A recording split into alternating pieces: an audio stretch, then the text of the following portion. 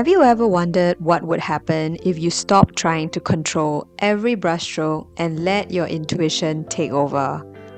What if the best art you could create was waiting for you in the spaces where you let go?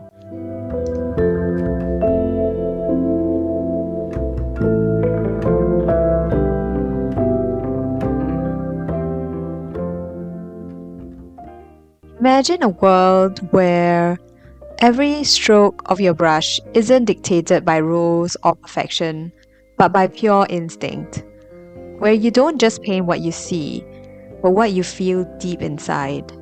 For so long, I was caught up in the need to get everything right. Every piece had to be perfect, every line precise.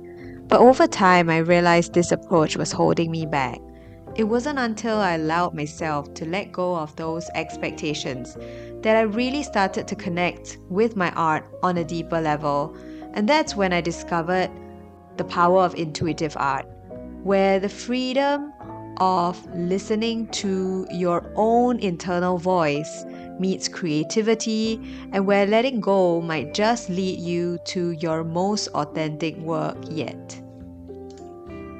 In today's episode, I'm going to be diving into the topic of intuition, how we create using feeling and emotion while balancing our own experience and skills and techniques, basically dancing between your right brain and your left brain and figuring out what exactly is happening on paper. So, if this topic seems interesting to you, stick around because I'm going to be starting with a story. A story that maybe could be familiar to you, maybe it seems a little closer to home than you think, and I would love to hear your story. Share with me in the comments where your own practice began, how it's unfolding, so that we can connect within this beautiful art community.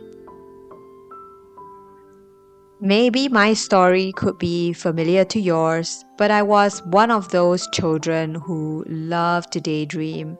Doodling on the edges of my notebooks, I was always lost in my little world of creativity. But as I grew up, life became more about ticking boxes, getting the grades, the job, the promotion, and it felt like my life was on fast forward. And in the process, I lost touch with that carefree, creative part of myself. It wasn't until a chance to visit an art store with my best friend just 6 years ago that I rediscovered my love for doodling and began my practice with watercolor. I was so drawn to it, not because I wanted to create perfect art, but because it gave me this space to reconnect with that inner child, a part of me that used to love creating without boundaries or expectation. At first, like many artists, I was obsessed with learning every technique, watching countless videos, and trying to replicate what I saw. But the more I tried to control the process, the more frustrated I became. I realized that my best work didn't come from following a plan, but from a balance between my own knowledge and my gut and feeling. My technical skills were there, providing a foundation, but they have taken a backseat to my feelings and my instincts, which actually guide my creative decisions. And then someone on Instagram started talking about this term called intuition and how painting with intuition feels a lot like being guided by your own inner creative self or your own inner guide. And I was so curious about how people were defining it and what it actually meant or felt like for me. Since we're having this dialogue, why don't you take a moment to pause this video, share with me in the comments what does intuition feel like to you? How do you know when you're using intuition in your painting? And does it really influence the way in which your art turns out in the end? So, with this piece that you're watching me create in my sketchbook, I had started with a couple of watercolor pencils, and then I'm going over with a little bit of paint, and I've actually started with very watered down gouache, which you see in my palette. And while I was doing this, there was something within me that felt like I was coloring too much within the lines. While it looked amazing because it was looking like flowers, and sometimes I know you get blobs instead, but these, no, they actually looked like flowers. So I was pretty content with how they were turning out. But I just felt like they were so stiff somehow. And this was where a part of me just decided to let my intuition take over, and I started to mix and match a couple of things. So I would love for you to stick around and watch this painting unfold, because this painting has just begun and it's going to get wilder.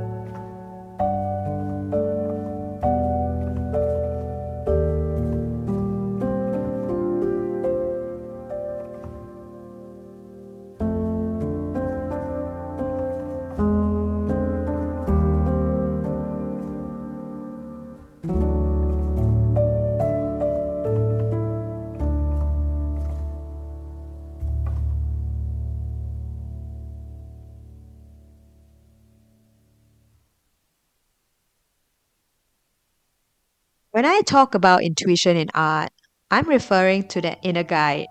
You know, that quiet voice that tells you what feels right even when you can't explain why. It's about trusting the process rather than forcing an outcome. So when I pick up my brush and I start a new piece, I don't always have a plan. I might begin with a color that resonates with me, a shape that feels natural, or a movement that my hand wants to make. And from there, the painting evolves on its own, kind of guided by instinct, emotion, and a deep connection to the present moment. And this is what I mean by intuition in action. It's not about abandoning all technique or ignoring the rules. It's about allowing your experience to guide you without overthinking each step. The more you practice, the more this intuitive process becomes second nature. It's like a conversation between you, your brush, the paper, and the paints where all parties are equally in control. I don't know why, but in this piece, I was just itching to do a background. Maybe I felt like the flowers were not standing out enough, or it felt really washed out. I wanted to experiment with doing something that I wasn't really doing often enough. I started to add and lay on colors, and while I was playing around with this, it also gave me the opportunity to get a little bit messier, pull my brush in different directions, lay over colors over existing spots, and watch my painting be created based on brush strokes rather than those lines that were defined for me in the beginning of this sketchbook journey.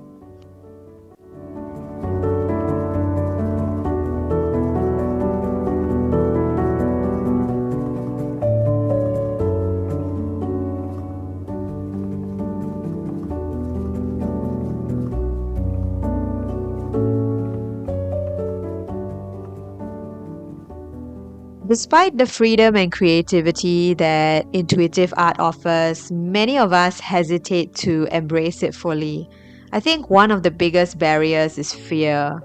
We have fear of making mistakes, fear of creating something ugly, fear of wasting time or materials, and we're often so focused on the final product and how others might perceive our work that we forget to enjoy the process itself.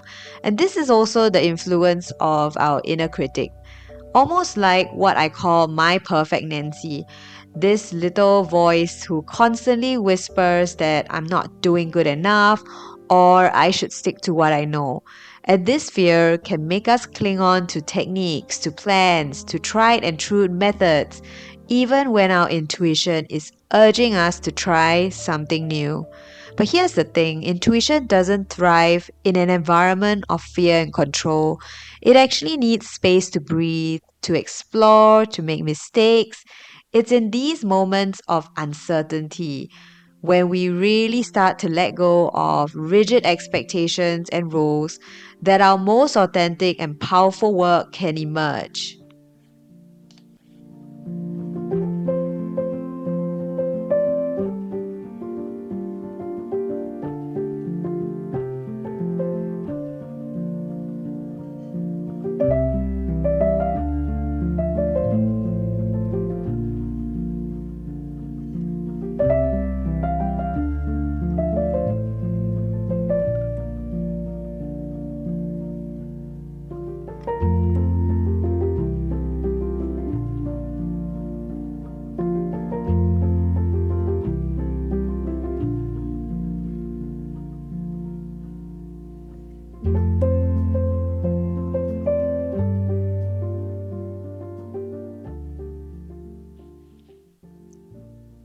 Now, it's important to recognize that intuition isn't something that happens overnight.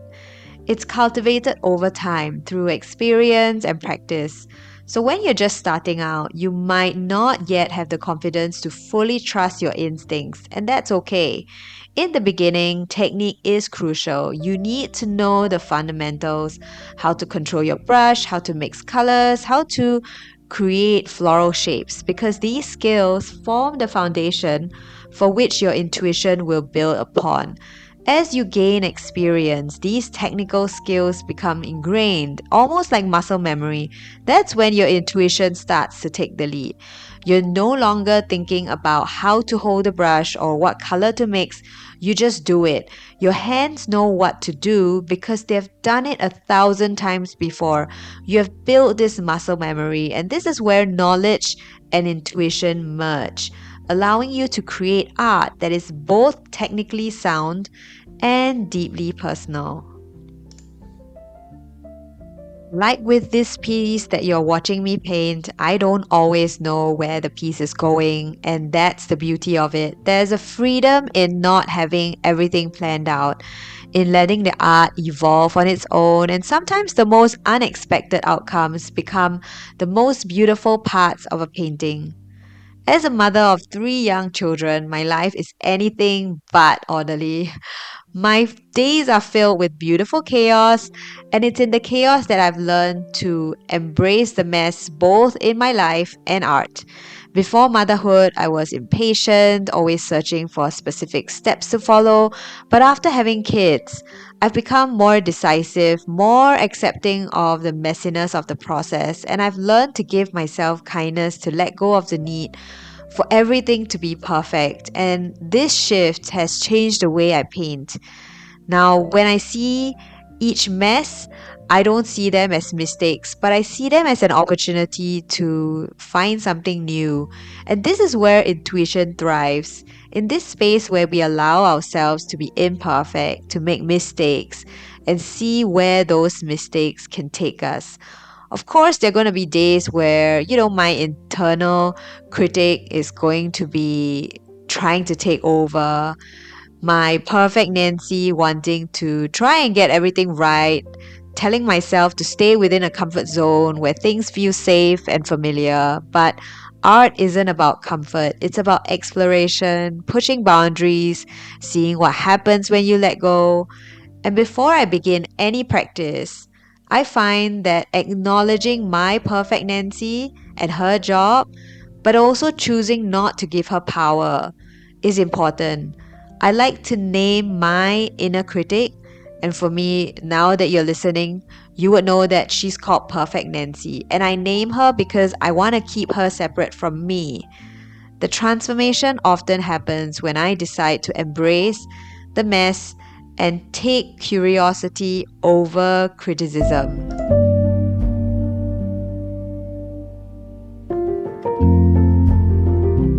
So, how do you develop this intuitive approach? It starts with giving yourself more and more permission to experiment, to play, and yes, to make mistakes. Because the more you practice without a rigid plan, the more you start to recognize the subtle cues that will guide your own creative process. You'll start to pay attention to what excites you, what colors you're drawn to, what brushstrokes feel satisfying. And over time, these small insights build up, and before you know it, you will find yourself painting intuitively. It's also about building a relationship with your materials. Get to know your paints, your brushes, your paper. Understand how they behave, how they react to different techniques. The better you know your tools, the more confidently you can use them in an intuitive way. Remember, it isn't about abandoning everything you've learned. It's about using that knowledge in a way that feels natural instead of forced. Now, if you find yourself hesitating, caught between following a set plan and letting your intuition guide you, remember that both of these have a place in your creative process. But the most important thing is to not let fear be the deciding factor. Start small and try dedicating a small part of your creative time to just purely exploration, where the goal isn't to create a perfect piece, but to simply see what happens. Over time, you'll find that your intuition becomes stronger, more reliable, and more integrated with your own artistic style. Intuitive art is really about trusting yourself, trusting your skills, your instincts, your experience. It's a journey that requires not just surrendering, but also knowledge. And it's one that can lead you to some of the most authentic and meaningful work that you can ever create. So I hope that at the end of this video, you learn to see how you can give yourself the freedom to just let go of expectations, just like how this painting unfolded, starting with a simple sketch and then moving on to different materials, bolder brushstrokes, and playing with color, and really start to explore without a map and discover that art that is waiting to be found within you is often where you go without a plan. I had so much fun doing this conversation. I would love to hear your comments. Share with me if any of these insights resonated with you and what you're going to start doing today. Thank you so much for being here with me, and I can't wait for us to do this intuitive painting together.